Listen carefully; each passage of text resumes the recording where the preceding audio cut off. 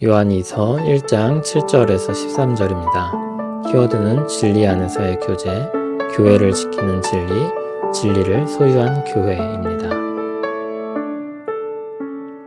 미혹하는 자가 세상에 많이 나왔나니 이는 예수 그리스도께서 육체로 오심을 부인하는 자라. 이런 자가 미혹하는 자요 적 그리스도니 너희는 스스로 삼가 우리가 일한 것을 잃지 말고 오직 온전한 상을 받으라. 지나쳐 그리스도의 교훈 안에 거하지 아니하는 자는 다 하나님을 모시지 못하되 교훈 안에 거하는 그 사람은 아버지와 아들을 모시느니라. 누구든지 이 교훈을 가지지 않고 너희에게 나아가거든 그를 집에 들이지도 말고 인사도 하지 말라. 그에게 인사하는 자는 그 악한 일에 참여하는 자임이라. 내가 너희에게 쓸 것이 많으나 종이와 목으로 쓰기를 원하지 아니하고 오히려 너희에게 가서 대면하여 말하려 하니 이는 너희 기쁨을 충만하게 하려 함이라. 택하심을 받은 내 자매의 자녀들이 내게 문안하느니라. 아멘.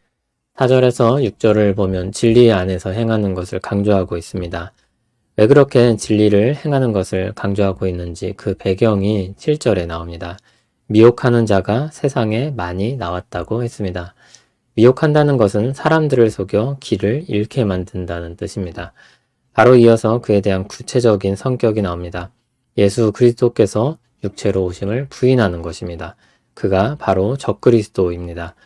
미혹하는 자에 대해 짧지만 분명하게 밝히고 나서 그러면 우리는 어떻게 할 것인지 말하고 있습니다. 8절을 보면 너희는 스스로 삼가 우리가 일하는 것을 잃지 말고 온전한 상을 받으라고 했습니다. 우리, 즉 요한과 그의 동역자들이 일한 것을 잃지 말라고 했습니다. 그들이 전했던 복음의 은혜를 잃어버리지 않는 것입니다. 복음 안에서 하나님이 주실 상을 받으라고 했습니다. 이를 위해 스스로 삼가야 합니다. 스스로 삼가는 내용이 9절에서 좀 더 구체적으로 언급되고 있습니다. 스스로 삼가 경계해야 할 것이 있습니다. 그것은 지나쳐 그리스도의 교훈 안에 거하지 아니하는 것입니다. 그리스도의 교훈이 무엇입니까? 앞서 미혹하게 하는 사람들이 부인했던 것입니다. 그리스도께서 육체로 오신 것입니다. 주님께서 우리 죄를 대신하여 죽으시기 위해 한 사람으로 오셨습니다.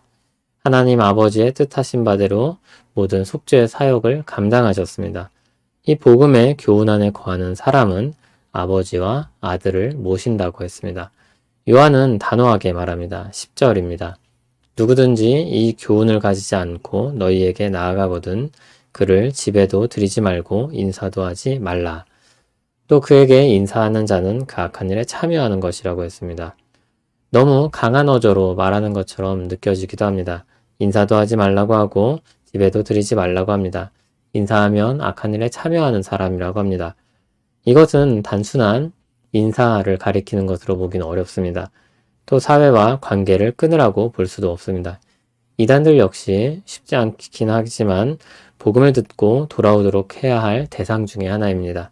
그런데 그들과 완전히 단절하면 누가 그들에게 복음을 말할 수 있겠습니까? 교회는 죄인을 구원하기 위해 힘써 복음을 전하는 공동체입니다. 그럼에도 여기서의 강조점은 미혹하는 교훈으로부터 주님의 교회를 지켜내야 한다는 것입니다.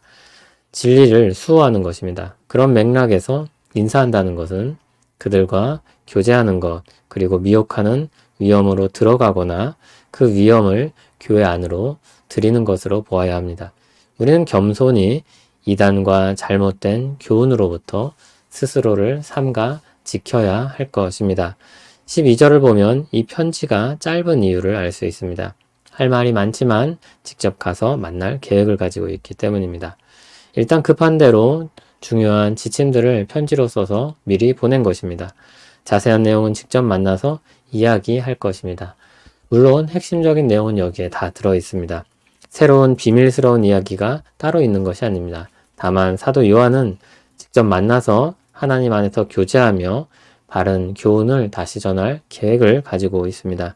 그리고 그로 인해 기쁨이 충만할 것을 기대합니다.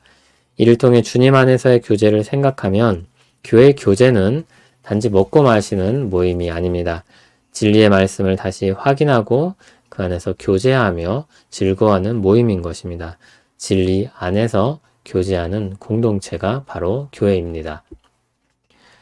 왜 그리스도께서 육체로 오신 것을 부인하는 사람들이 교회에 위협이 되었을까요? 바른 교훈, 즉 복음을 받은 사람들에게 어떻게 이런 이단 사설이 스며들 수 있을까요?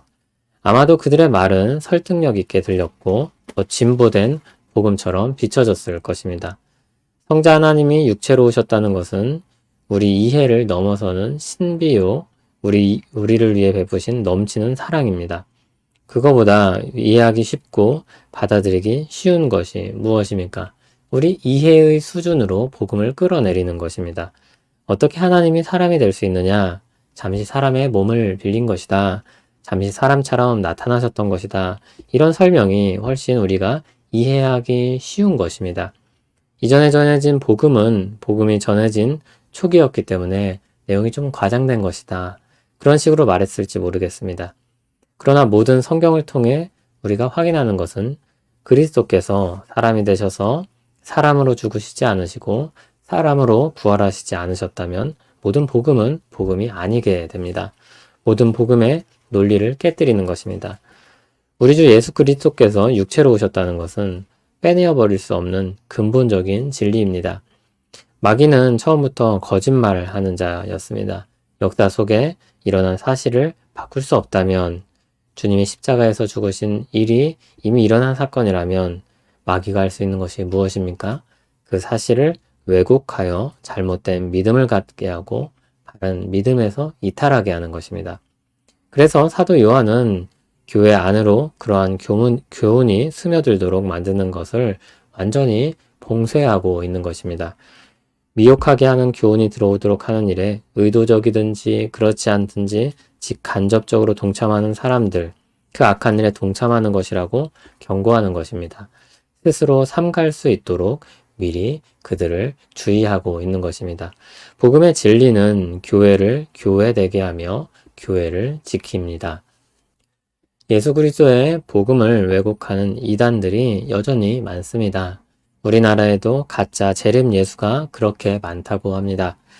예수님께서 재림하셨다면 주님의 교회가 오를 수가 없을 텐데 그런 이상한 주장을 하는 사람들이 많습니다. 어떤 사람은 미친 사람 같고 어떤 사람은 사기꾼 같습니다. 하나님께서 사랑하시는 교회를, 주님이 자기 피 흘려 구원하신 교회를, 성령님께서 보살피는 그 교회를 감히 무너뜨리려는 사람들이 있습니다. 하나님을 모르기 때문입니다. 하나님의 진노를 두려워하지 않기 때문입니다. 우리는 주님의 교회를 지키기 위해, 그리고 그들이 돌아올 여지를 마련하기 위해 더욱 복음의 진리 위에 굳게 서야 할 것입니다. 진리 안에서 함께 기뻐해야 하고 진리의 기둥과 터로 존재해야 합니다. 그래야 그들이 혹 돌아올 때 도피성과 같이 복음의 은혜와 보호 아래로 들어올 수 있는 보루가 될 수 있을 것입니다. 진리의 말씀을 배우고 깨달아가는 일이 살아가는 데 있어서 별로 도움이 되지 않는 것처럼 느껴질 수 있습니다. 돈이 되는 것도 아니고 먹을 것이 나오는 것도 아닙니다. 그러나 참 생명을 주는 복음이라는 것을 믿는다면 이만큼 중요한 일도 없는 것입니다. 하나님께 온전한 상을 받게 하는 진리임을 안다면 이만큼 가치 있는 일도 없는 것입니다. 우리가 하나님의 말씀을 묵상하는 것은 분명히 가치 있는 일입니다. 하나님이 기뻐하시는 일입니다. 교회는 진리 안에서 기쁨으로 교제하는 공동체입니다. 이 부분을 잃어버리지 않도록 온 교회가 힘써야 할 것입니다. 교회를 위한 두 축은 진리와 사랑이라고 할 수 있습니다. 오늘 말씀은 특히 그 중에 진리를 강조합니다. 이 말씀을 새기며 주님께 기도하는 우리 되길 소원합니다. 진리이신 하나님, 우리에게 진리를 알게 하시고 복음의 은혜 가운데 들어가게 하시니 감사합니다. 우리가 진리 안에서 교제하는 교회 되게 하시고 그 안에 허락된 기쁨을 누리게 하옵소서. 우리를 지켜주시는 주님, 오늘도 우리를 돌보아 주옵소서. 흩어지는 교회로 있을 때나 모이는 교회로 있을 때나 우리를 보살펴 주실 것을 믿고 바라며 기도합니다. 예수님 이름으로 기도합니다. 아멘.